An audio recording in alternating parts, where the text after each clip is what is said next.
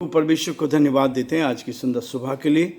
परमेश्वर ने आज की सुंदर सुबह मुझे और आपको दी है कि हम परमेश्वर के पवित्र चरणों में आकर परमेश्वर की महिमा करें।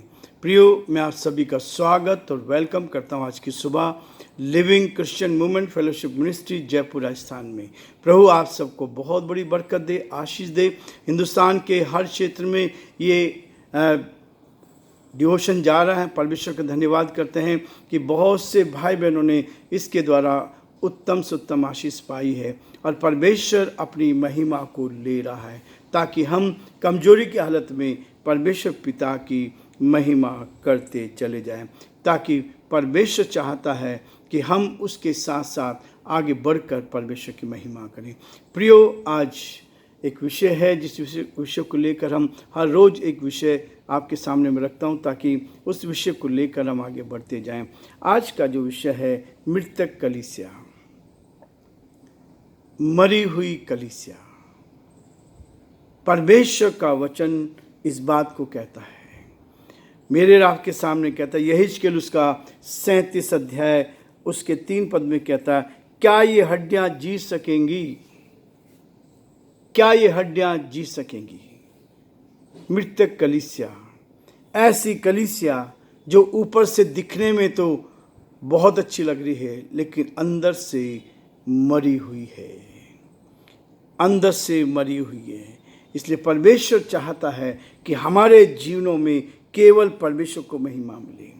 परमेश्वर से दूर होने वाले उसके लोगों के विषय में यहेजकेल नबी इस बात को कहता है। एक दर्शन दिया गया उसको और बहुत सी बातें उसने बताए। बिखरी हुई सूखी अस्थियां से भरी हुई तराई में परमेश्वर को लेकर गया भयंकर स्थिति का वर्णन करती है। वे ना लौटने की स्थिति में थी। लोगों ने स्वयं विलाप किया, हमारी आशा जाती रही, हमारी आशा जाती रही। सूखी हड्डियों के बीच में शरीर समाप्त हो चुका और वहाँ जाके यहेजकेल को भेजा गया और परमेश्वर कहता है कि आज की कलीसिया की दशा इससे अच्छी नहीं है। आज की कलीसिया की दशा इससे अच्छी नहीं है। ये वास्तव में ये चीज़ें देखकर हमें अच्छा नहीं लगता, लेकिन परमेश्वर का वचन कहता है, क्या ये हड्डियाँ जी सकेंगी? क्या ये हड्डियाँ जी सकेंगी? वह परमेश्वर से प्रश्न पूछता है। प्रभु आप ही जानता है, मानवीय दृष्टिकोण से ये असंभव असंभव असंभव है।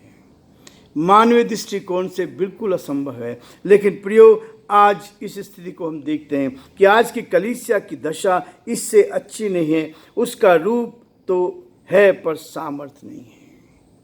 उसका रूप तो है। आज हम कोशिश करते हैं और अधिक लोग आ जाएं, लेकिन सामर्थ्य को हम प्राप्त नहीं करते। परमेश्वर की सामर्थ्य कैसे काम करती है ताकि हम देखें कि परमेश्वर की सामर्थ्य हमारी कलीसियाओं में पाए जाएं। हमारी कलीसियाओं में परमेश्वर की सामर्थ्य हो, जहाँ पर बड़े बड़े चिन्ह चमत्कार हो, वास्तव में परमेश्वर की महिमा के लिए।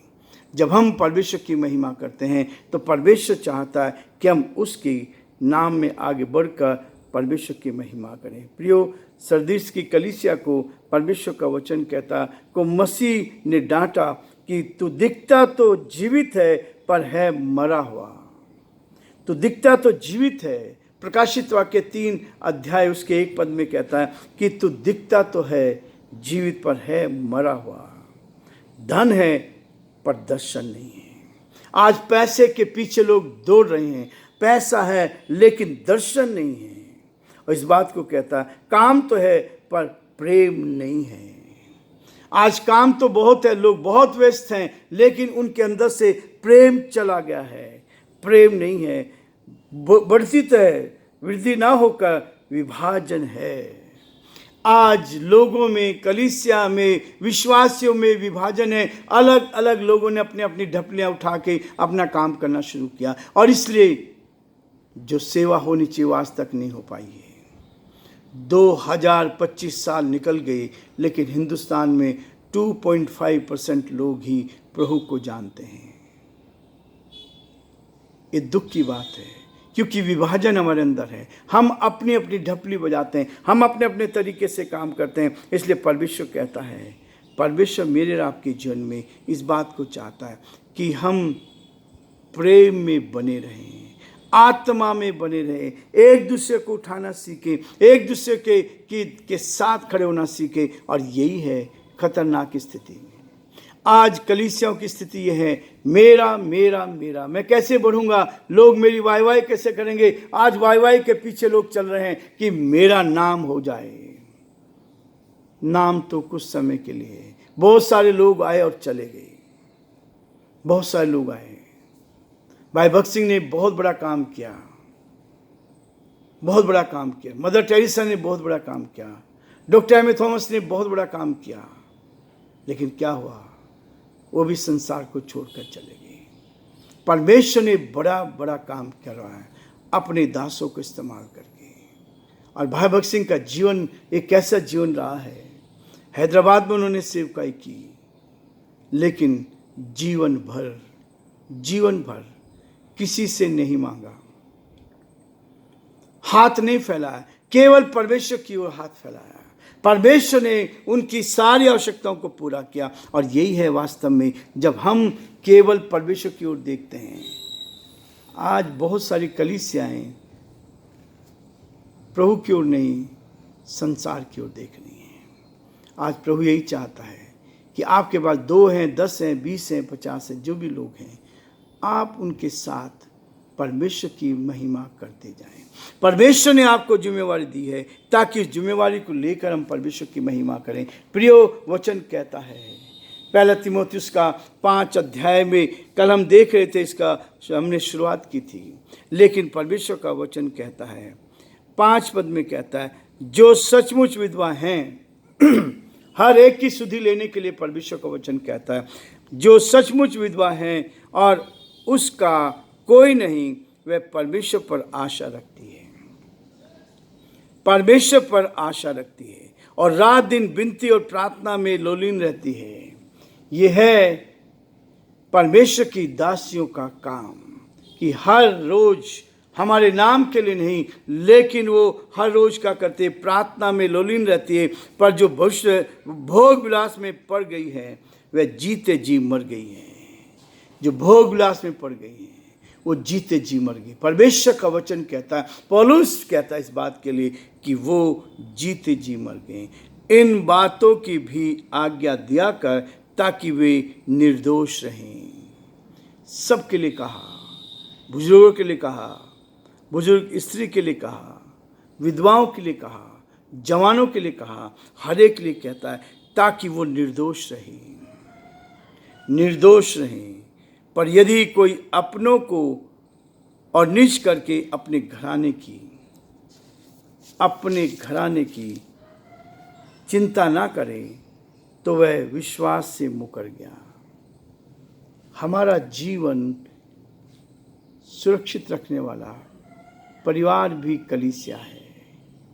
कलीसिया में जब हम एक दूसरे की सुधि लेते हैं, जहाँ से मुझे फ़ायदा हो रहा, जो मेरे साथ खड़ा होगा उसके लिए उसके साथ में करूँगा, ऐसा नहीं है। परमेश्वर का वचन हमें इस बात के लिए कहता है, और अविश्वासी से भी बुरा बन गया है, अविश्वासी से भी बुरा बन गया है।